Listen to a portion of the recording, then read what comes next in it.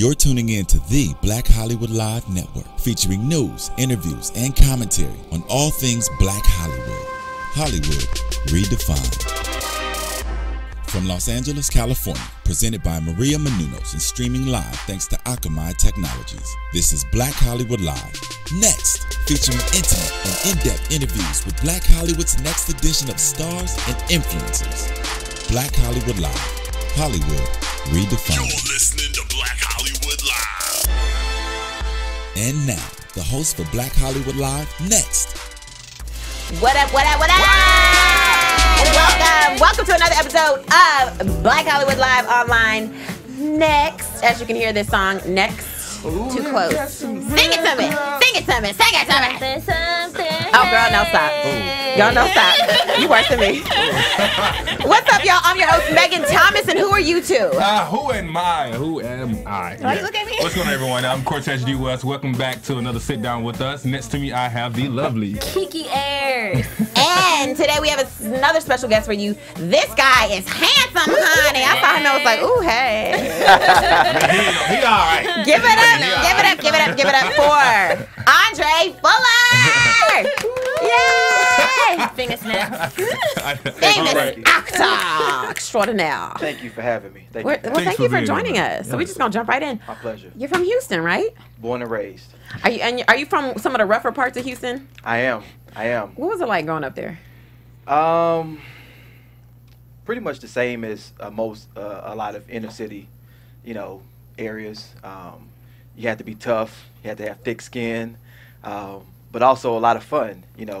When you grow up in a neighborhood like my neighborhood, everybody knows each other. You grow up with each other. You've known the same people since elementary school all the way through high school. So you have a camaraderie and a bond with those guys, and it's fun terrorizing the neighborhood together. What was some of the crazy stuff that you saw growing up? Oh man, it's crazy because a lot of people don't know this about Houston, but Houston is in Texas, so I guess it's not far-fetched to believe. But Houston being the fourth largest city in the country, it's actually like the city, but within the city limits, you have like some very country areas. Right. And the area that I grew up in was one of those areas where it wasn't uncommon to see horses just galloping down the street like little kids. In the hood? Are you in serious? the hood. What? And I don't mean we weren't like in barns and right. But you would wake up to some roosters in the morning. That's so funny. Yeah, but it was in the hood. So I've seen all kind of crazy things that So you're country, basically, what you're telling us. I'm Southern. It's a So difference. this is your real accent you're giving us right now. You just trying to give us a Nah. Yeah. I mean, we being home, we just hey. when I go home, it gets a little comes stronger. out. I've been in LA for over 6 years now, so it's kind of mellowed out. And when I go back home, now people say, "You talk proper," and then I come back here and they say, "Ooh, you got country." Right. Well, you're the baby in the family, right? I am. The youngest of 3 children? Youngest of 3, yeah. And are your siblings also in the entertainment industry? No. My sister is the oldest. She is the owner of her own daycare center. Okay. Oh, nice. And my brother is a CPA. Does he do your taxes? He takes care of you? He used to, but things got difficult. Okay, yeah. When you start working in Canada, Right. and you start working, so. That bread stacking. And then you kind of move up into a different tax bracket. Right. You know. You got the racks on racks. By the way, I found out Not was not resurrection. Not resurrection.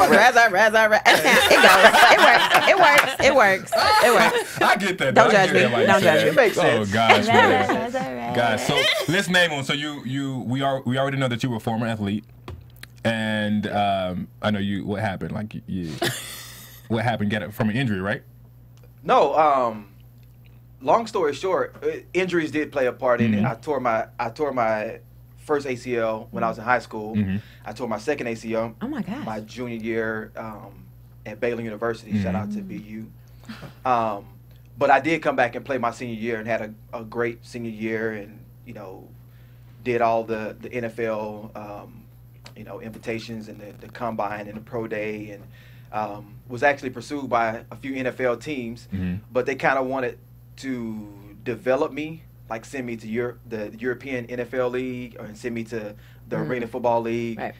I was 2 semesters away from finishing grad school, so it was like chase this football dream or just go ahead and complete my education and move on to another career. Well, what made you want to go into the entertainment field? You know what? It's something I've always been partial to. I've always been the class clown of the family, you know, impersonating celebrities and making people laugh. So it's always been in me. And even in high school, I would always book like the lead in the plays, and I did all the talent shows. And so entertainment has always been a vital part of my life.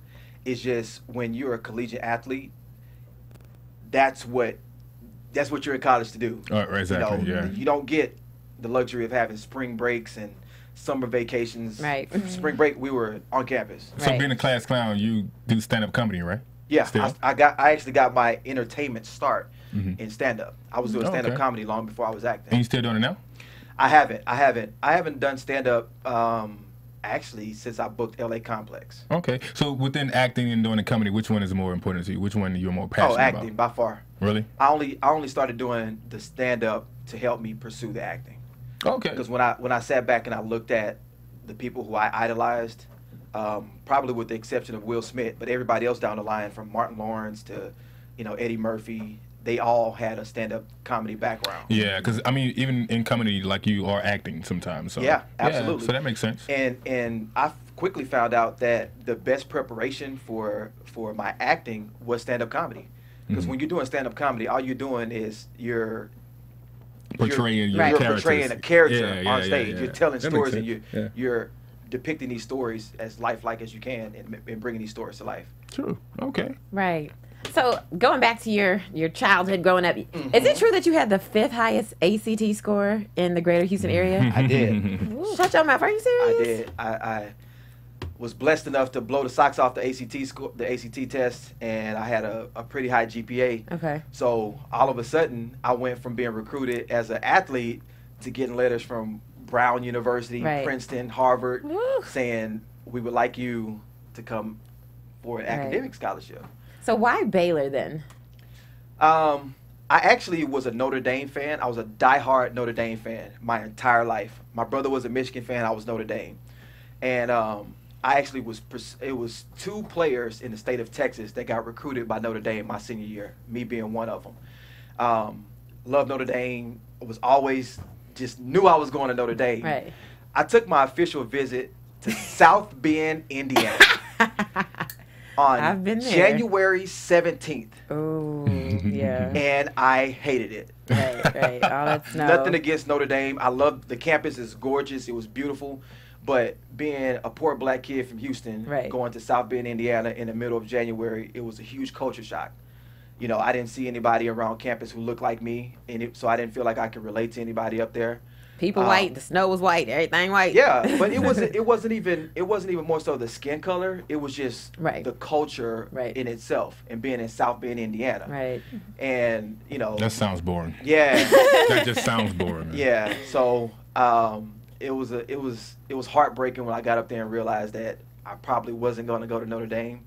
But the light at the end of the tunnel was the offensive coordinator that was recruiting me at Notre Dame got the head coaching job at Baylor. Ah, okay. So he stayed on me. He's like, hey, you can still come, you know. Right. And then he's, you know, all the whole recruiting pitch, you know, you can start as a freshman and, you know, be a star of the team as opposed to sitting in Notre Dame and waiting behind these other players for 3 years. Yeah. So it was just good recruiting on my coach's behalf, and I made as rational of a decision as I could make as a 17-year-old high school kid. Right. Please hold, Megan. He is cute and smart. Girl, you just now understood that. Okay, and you're a frat boy. You pledged Alpha Phi Alpha? Yep, I was. Okay. I was the. Yeah. Okay. Why Alpha? I'm a Delta. Why Alpha? Everything that the organization stands for is what I try to epitomize as a man. Okay. You saw that face got straight. Right. He's like, yeah, I'm serious He's about like it. Alpha. It's what it boiled down to. I you know, thought that I had to be a Omega because I was a football player. Right. I love him. All the Q's are always. You're Q? Don't you throw that up. You can't throw it up there, Don't bro. throw that up. You're not accused. Don't throw that homies, up. I'm just around kids. Oh, man. Don't I throw didn't that throw up. it up, man. I didn't throw it up. R.I.P. It was good knowing you. They coming for you. No, it was just, I looked around the campus, and the people that were the most relatable to me Right. were the alpha men, and then a few of my other teammates on the football team had interest in alpha, and it was coincidental that I did too, and we all pledged together. How many was on your line? Just 9. And what number are you? I was 5. Okay. Yeah. So you just 5 everything. 5th and Fifth on your line? Yeah. Have connections through that being alpha helped you get any gigs or anything? Any jobs? Not as far as in the acting, Right. but absolutely in the networking world, Right. and just as having a support network, as you can attest to, being Yeah, a Delta. right. When you got the bros behind you, it's like you're never alone. Right. You know, I got my brothers got my back, so Right. yeah. But I'm sure, but there's a lot of alpha men in the entertainment business. Right, yeah. So I'm pretty sure, you know, when They we gonna cross, watch this. when we cross paths, we'll have that commonality, and hopefully it'll give me a leg up. So y'all can look out for your boy. Right. So hold on, you play football. Let me guess. How tall are you? 6 feet. How much did you weigh in college? About 188. Okay, you play. I'm gonna guess this. You play offense. I did. Hold on. You She's 6 psychic. feet. Hold on. I'm gonna try to get this. If you're 188, And I was really fast. okay. Then you're a wide receiver. Correct. There you go. Okay. I know my stuff already. Oh, I was gonna be like, you cornerback? Because I was the other option. I don't know. I know, right? But she telling on herself though. She know about them football players. No, that's because I work in sports. That's why. I need to know these things. So yes, and I play fantasy football every year. Do you? I do. What I am. what capacity work in sports? I have a sports marketing certification. Nice. So I know. If I wasn't an actor, that's probably the field I would be working in. Really, like in what capacity? Like an agent? An or? agent. Really? Yeah, I have a dire passion for football. Okay. Well, you can join one of my 2 fantasy football teams. Well, I've never done it, but I might just do it. Probably gonna lose. I'm in a girl league and a boy league, and the girl league is harder than a boy league. I believe Gosh. that. I believe that. It is so true. Okay, so you graduate. So this is phenomenal to me because you were in college for 3 years, undergrad. You got your undergrad degrees in what? Business management and corporate communications. Okay, smart. And then you also got your graduate degree, which is a master's in educational administration. Why choose that? What was that? The way that happened is, like I said, like you just said, I graduated early. I graduated in 3 years. But when you're on football scholarship or any athletic scholarship, Right. or most athletic scholarships, I should say, you have 5 years to compete for 4 years. Okay. So by me graduating in 3 years, I still had 2 more years of eligibility. Right. Also translates to 2 more years of free education. Right. So it was either take golf and swimming 101 or enroll in grad school. Right. So I enrolled in grad school, and the reason why I did education administration is because I've always been fond of influencing young kids. Okay. And when I sat down with my academic advisor, and he asked me, like, what do I see myself doing? I thought I would see myself as an athletic director. Okay. So I already had the business, Right. the management degree, which is helpful as an athletic director. I already had a degree in communications, which is also helpful. Okay. I just didn't have an educational background. Okay. So I said, all right, well, I'll do education administration. Okay, that boy smart. Talking about 23. That's when you went to go do your master's, right? I At the age of 23. finished my master's. You finished at 23. Dang. Girl. Man, So yeah. what, you directing hers for him? You was We're like, sharing. We got Yeah, this. yeah. We got this. this is why I don't like when we have male guests here. I'm Hater. sitting up here like out of the way. I hate it. He's I salty. hate He's it. fine. It's all right, Okay, bro. so what Yes, made you, why would you then, you've got all this education, you're on your path to becoming this amazing athletic director. What made you go, you know what, pump the brakes, I'm gonna move to New York and pursue entertainment? Because I'm stupid. Really? You gotta be.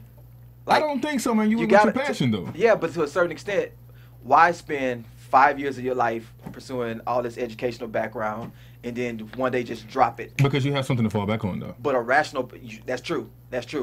But a rational person doesn't think, I'll just pursue my dream. A rational person says, well, I've always liked to do entertainment. I've always liked to sing, I always liked to dance, but I got to use these degrees. So you have to. There's a sense of craziness for any actor to step out on faith and just one day just pack all your stuff in the car and say, I'm moving across country. And I did the same thing. Right. I did the same thing too. Well, tell us this. Tell us your story. Here's the thing. I watched one of your past interviews, and you said this. You were mentioning how people come here and they, want to come here with a dream. Yeah. Tell us your story. Like how did you feel when you first got that first acting role?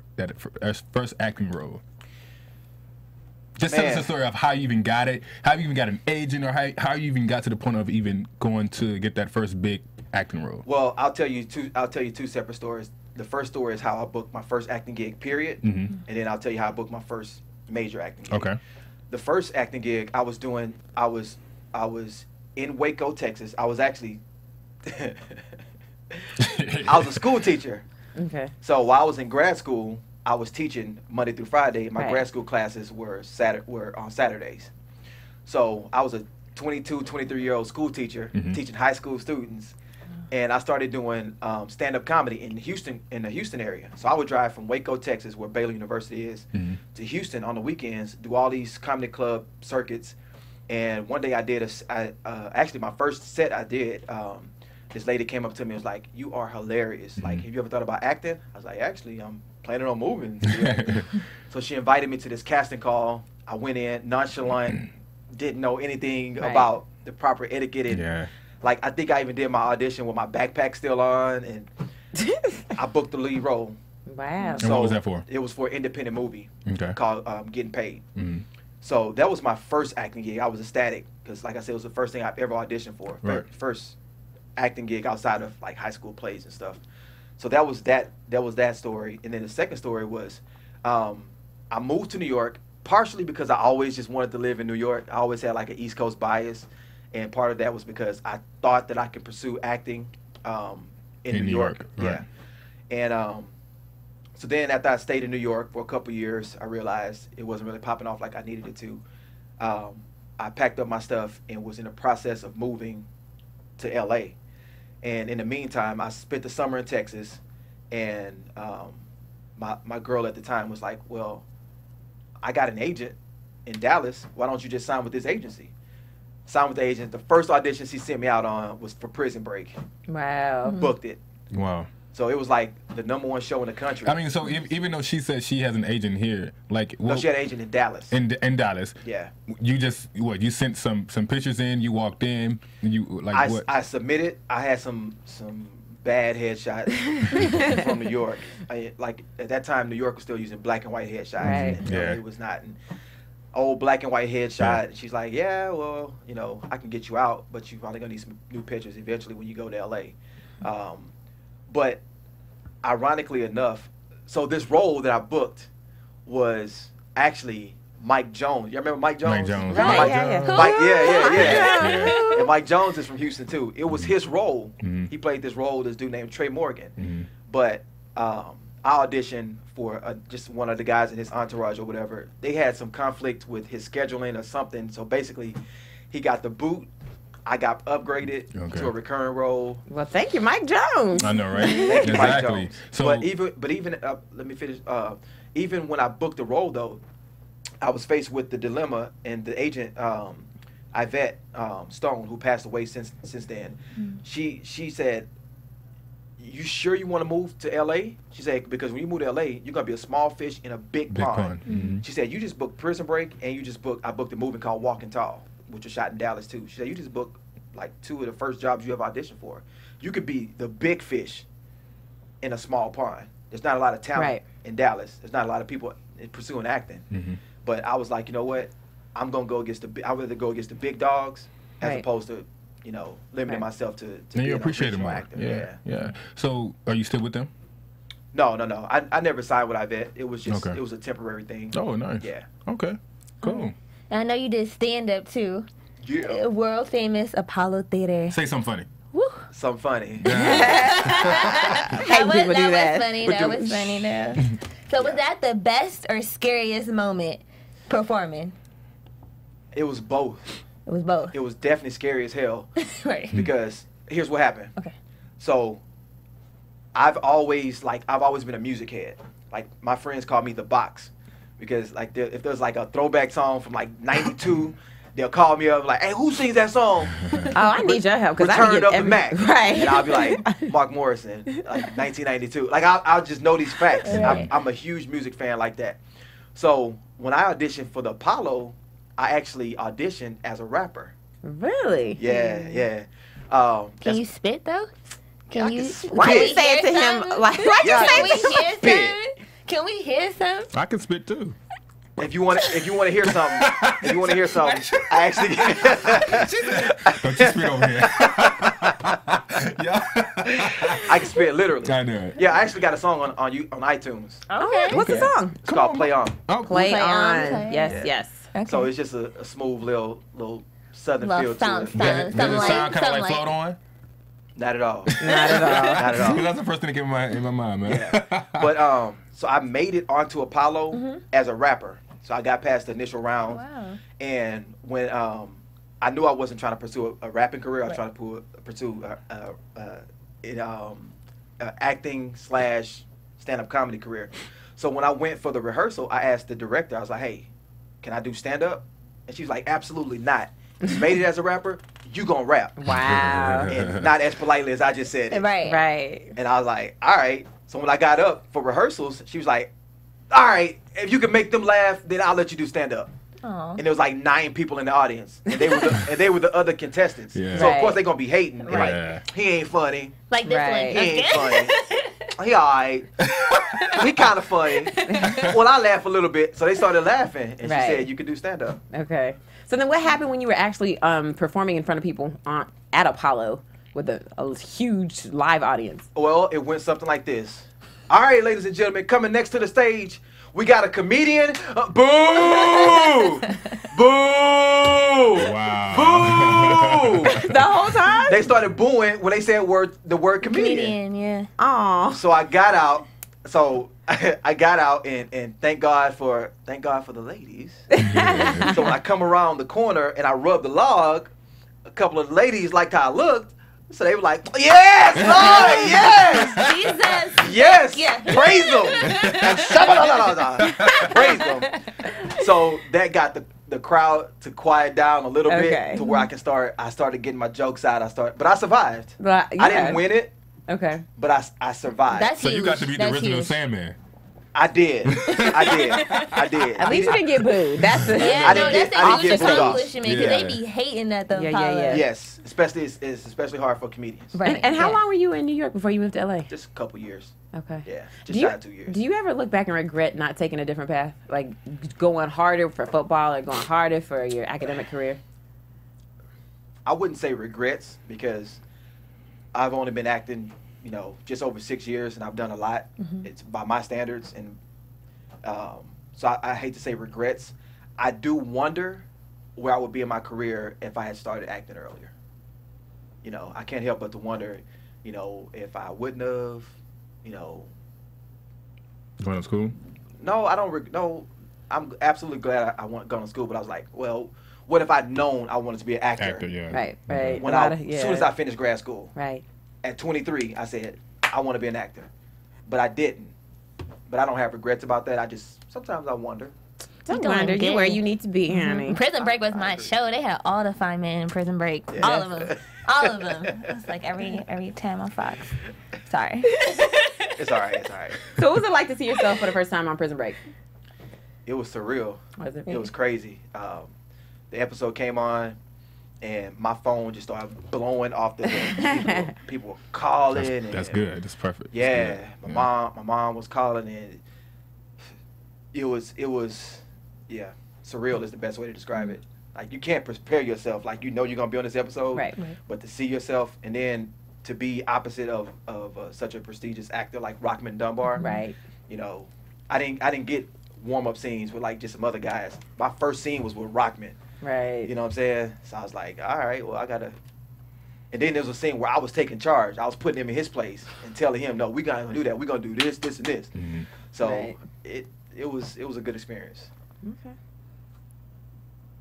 Dead air. So after Yeah. so after that, you went ahead and you started a show that was actually really, really pretty good, LA Complex. Yeah. What was the of playing Kaldrick, right? Yeah. What was the most challenging part about that character? The most challenging part was the obvious, being a straight man playing a gay closeted rapper.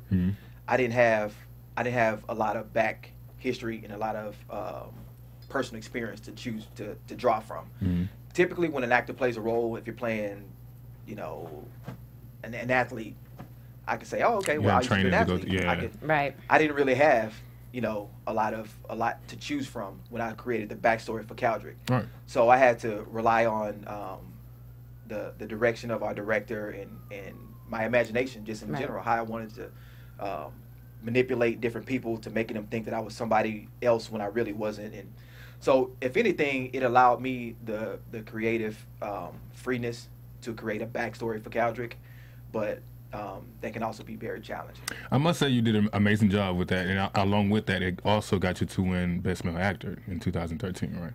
I was nominated. You was nominated. I didn't win. Right? You didn't win? No, I didn't win. And that was for, was it Canadian Screen Awards? Yeah. Yeah, which is the quintessential of the Canadian Emmy Awards. But I forget the guy who won, but he was Canadian, and their show was in its last season. Well, even just being nominated, I mean, how did that make you feel, man? Because I mean, like, that's amazing. You have fans here and in Canada. I was flabbergasted. Like, I could not believe that I had been nominated. Like, especially so early in my career. It was, like you said, it was an honor to be there. An honor to be recognized. You know, especially when you're in somewhat of an ensemble cast. You know, I had a lot of storylines, a lot of other people that could have been nominated, and they picked me. I was like, really? That's good. That's dope. Right. But they have a lot of people waiting and wanted the show to continue. Why did it really stop? Because it didn't get picked up. The politics of it all. What happened in short, the show didn't do as well in Canada as it did here in the States. It was the best reviewed show that the CW had ever had. Yeah. But the Canadian network kind of pulled out, and the CW was like, well, we need a Canadian partner to partner with.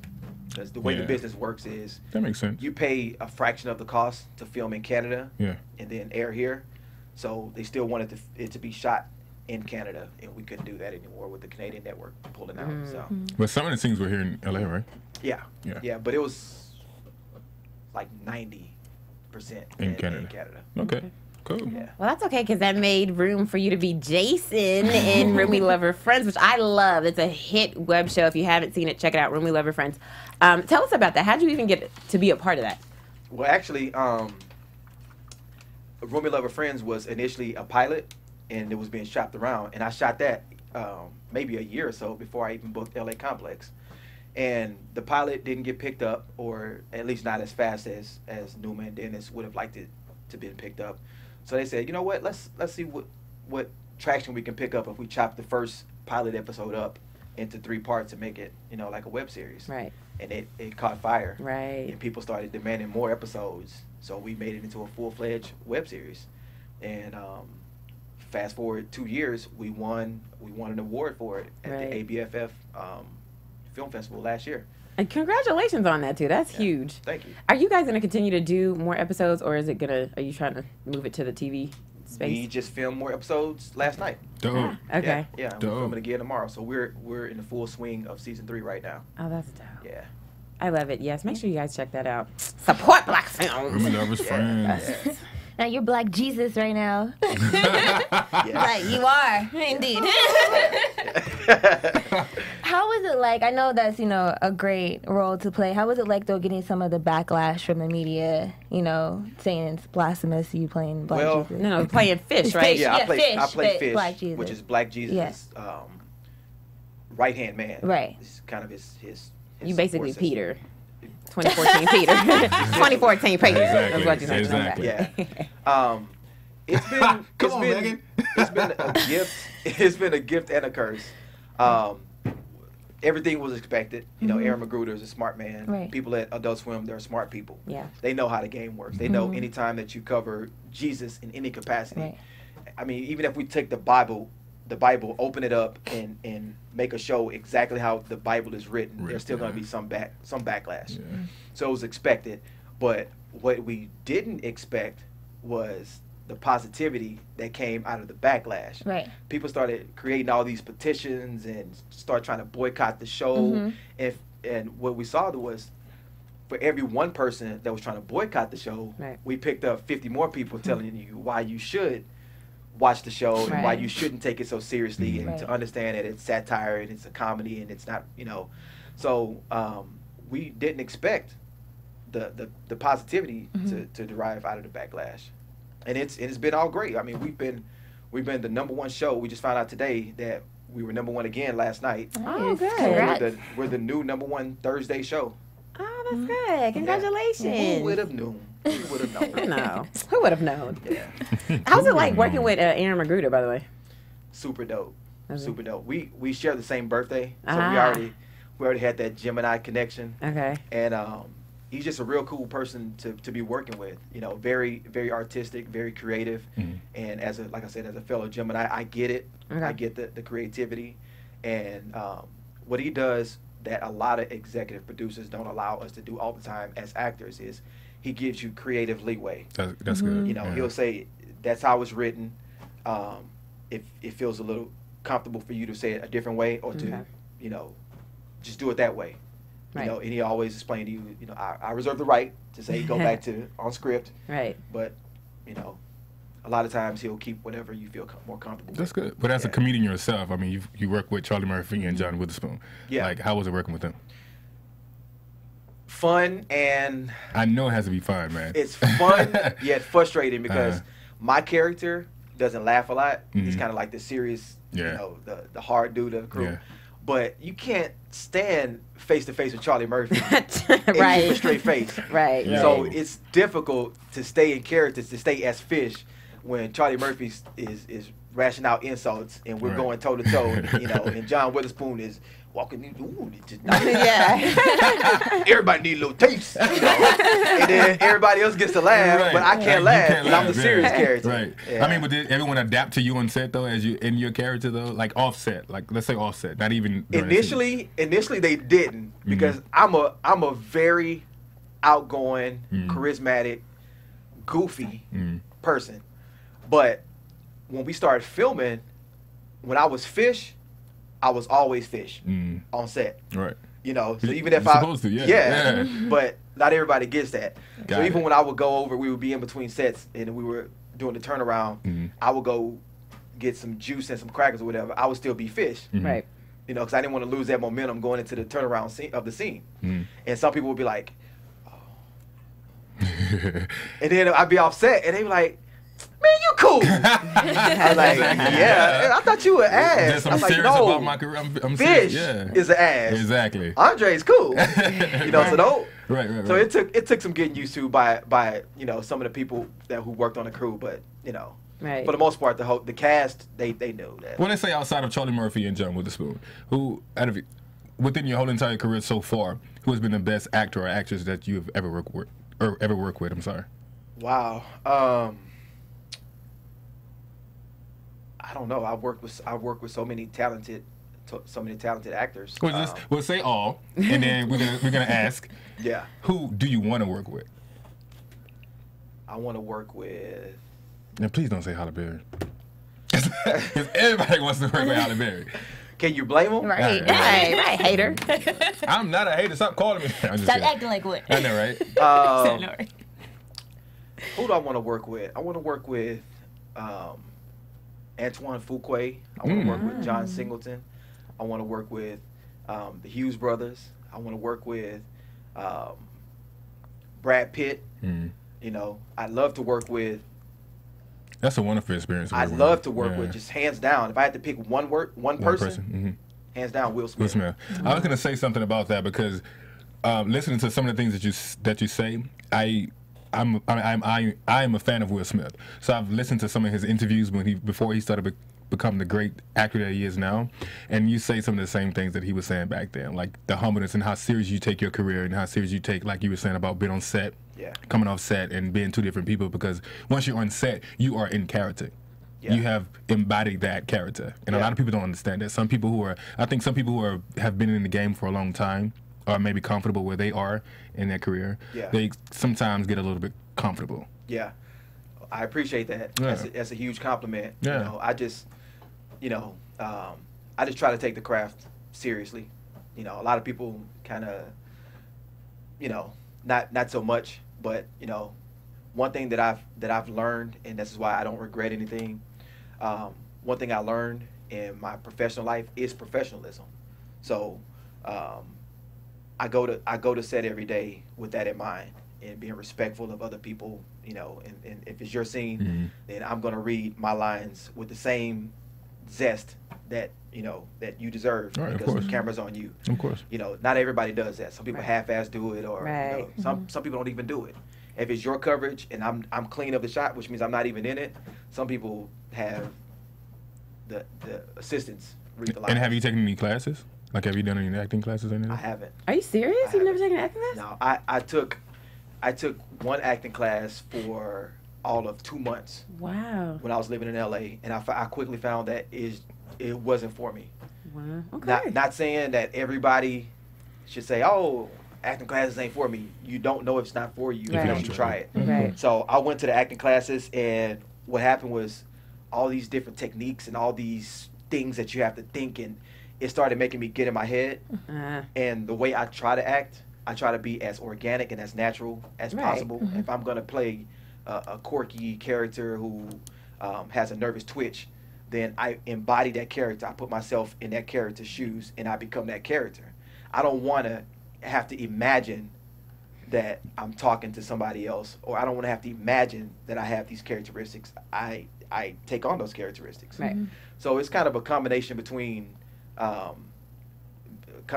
method and just trying to be as natural as possible. I'm not one of these people who's so philosophical. Is like, well, the art of acting is, like, I don't take it that serious. But what I found works for me is to be just completely out of my head and free of anything that will cloud my better judgment when I'm making choices and things like that. Well, that's good. You got to do what works for you.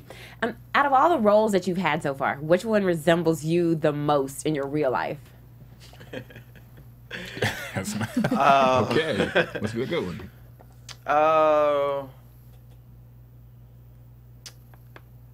If I had to pick one, I would pick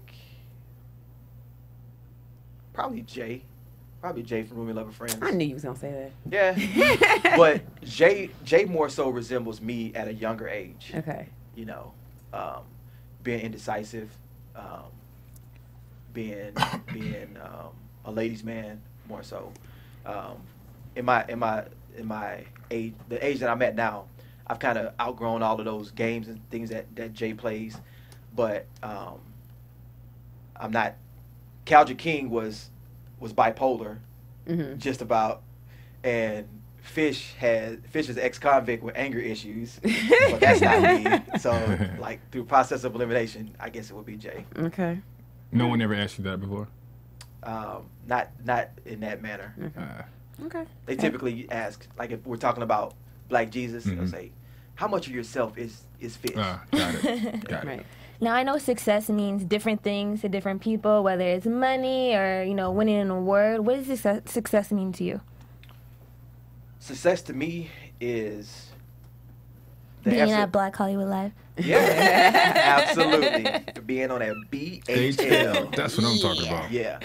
It evolves. That answer evolves for me because 3 years ago, I was the graveyard manager at CVS Pharmacy, and I was the membership manager at a gym. Okay. So I worked graveyard from 10 p.m. to 8 a.m. Then I went to work at 12 noon until 8 p.m. And then from 10 p.m. to 8 a.m. So success at that point meant I wanted to become a working actor. That's all I prayed for. Just, God, just please let me become a working actor to where I can focus on my craft and I can be better. At this point, success will mean being able to, as the question that you asked me, to be able to eventually work with Will Packer, to slowly kind of progress into getting into film, bigger roles on TV shows. I love the role that I'm at now, but I'm looking for bigger, better things. Right. Eventually getting to the point where I'm not sitting in I was a bit late getting here because I just finished. See, we need to know that. I'm going somewhere with this. I'm going somewhere with getting to the point where eventually I don't have to sit in a room and wait for 2 hours to audition. Right. That people recognize my talents to the capacity where they say, you know what, Andra Fuller would be perfect for this role. I know he can kill it. Let's give him a straight offer. Right. Okay. So that would be the next step in evolving for the answer to that question. Okay. And then you ask me a year from now and it'll be different. Right. Mm-hmm. Okay. That's right. true. That's true. Right. So you have a lot of lady fans around. Do I? You do. You have a lot of lady fans. I didn't check the Twitter. Check the Twitter. I checked the Twitter. I checked the Twitter. Oh, we go together. You checking my Twitter. Right. I didn't check your Twitter. Are you in a relationship? We go together. I just thought the comedian that I can't think of her name. I am currently single, but I just got out of a relationship, so Okay. still kind of in that limbo phase where Yeah. It's complicated. So that's what your status says on Facebook. It's complicated. Gotcha. All right. And so what do you look for in a significant other? Man, first and foremost, sense of humor. Okay. Like I said, I'm goofy. I'm goofy as hell. Like to have fun. What about hair? Hair is good. He had a whole conversation. Hair- about What hair. about real versus fake hair? hair is good. Real versus fake hair. You have an issue. My thing is, regardless to how you're gonna do your hair, just do your hair. Whether it's paid for or naturally yours? Just as long as you take pride in your, not just your hair, your appearance. Right. Just take pride in your appearance, because I'm always gonna take pride in my appearance. Right. So if I can put forth the effort to make sure that I always look good for you, because I'm not looking good for anybody else. If I'm with you, then I'm looking good for you. Then, do me the same honor of making sure that whatever your hairstyle is, that you rock it to the best of your abilities, and you make sure you keep it on point. All right. Wait, hold up. We gotta back up and get in your business. Why did your last relationship end? Was it you? Be honest. And then understand the career. It was. If you're asking if I cheated or something to that capacity. No. No. But was it you? It could have been like something personal, No, but it was just complicated. it's complicated. The answer is complicated. You don't have enough time on this show for me to divulge. Me and Megan will talk to you after. No, but okay. So what is a? But pet it wasn't me. Right. It wasn't her. It was just. The situation. It just. That's Yeah. complicated. Can you get out the man business? Okay, That's I'm fine. sorry. That's fine. I actually told her to ask you that. Text it to you. Right. Or ask her why you ain't there. Right. No, but what are some of your pet peeves In what capacity? for women? So you see a woman do something, you're like, Lord. Like if you go on a date and she does something crazy. She smacked her gum, she fired something. What?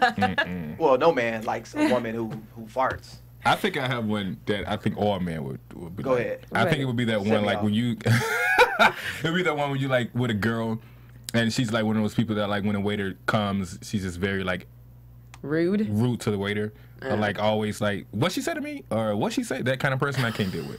Oh, I swerve those kind of chicks. In the first place. Right. Yeah. No, I'm like, for me, I like to be as drama free as possible. Right. I'm a pretty easygoing dude. When I'm intense, I'm intense. But for the most part, I'm laid back. I don't like to take things too seriously. Right. Like small, minute little situations. So I don't, as most men don't like. I don't like to be nagged, and I don't want to feel like I'm being reprimanded by the Right. person I'm in a relationship with. I'm a very respectful person when I'm in a relationship, so I just ask for the same respect of just pumping your brakes and taking it easy, and All right, ladies So y'all- on the Twitter, you heard him. You heard what he said. But not on Twitter though. Tweet me on Twitter.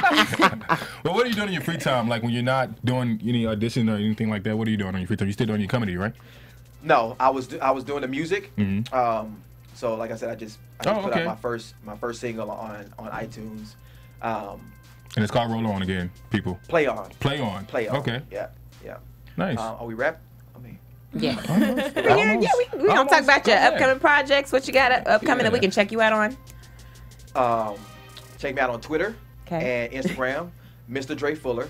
And my Facebook page is up, and I'm active on all the social websites, and I do holler back at people when I can. So as I said, I don't always get a chance to retweet and to reply to everybody, but I am very active, and I do respond to people. Okay. Because I appreciate the love. You show me love, I show you love. All right. And where can we find you guys? You can find me at Kiki Ayers. I'm trying to go fast. We gonna work on it. I'm trying to go fast. Right. I'm trying to go fast. All right. All right, well, people, you can also find me on all social medias at Cortez G West. Also, make sure you follow us on BHL Online. Please follow us and comment and let us know either who you want to be on the show. All right? And as always, you can find me, Megan Thomas, on that Facebook, that Twitter, and that Instagram at Meg Scoop, like Scoop of Ice Cream. And don't forget, you can always check out Andre Fuller on all of his social media sites. Also, don't forget to check him out on iTunes. His song Play On. Woo! It's amazing. I haven't heard it yet, but I'm sure it is. And also, don't forget to check him out on Adult Swim every Wednesday, correct? Thursday night. Adult Swim. Check him out on Black Jesus. And as always, we'll see you next time on Next. That's right, people. From producers Maria Menounos, Dario Kristen, Tiana Hobson, Kevin Undergaro, and the entire BHL crew, we would like to thank you for supporting Black Hollywood Live, the first online broadcast network dedicated to African American entertainment. For questions and comments, contact us at info@blackhollywoodlive.com. Like us on Facebook, tweet us, or Instagram us at BHL Online. And I'm your BHL announcer, Scipio. Instagram me at Planet Scipio. Thank you for tuning in. Hollywood Redefined. The views expressed here are those of the hosts only and do not necessarily reflect the views of BHL or its owners or principals. Thanks for watching Black Hollywood Live on YouTube. For more in-depth interviews and news, subscribe to our channel here, and be sure to share your opinion in the comment section below here. See you soon, everyone. Bye.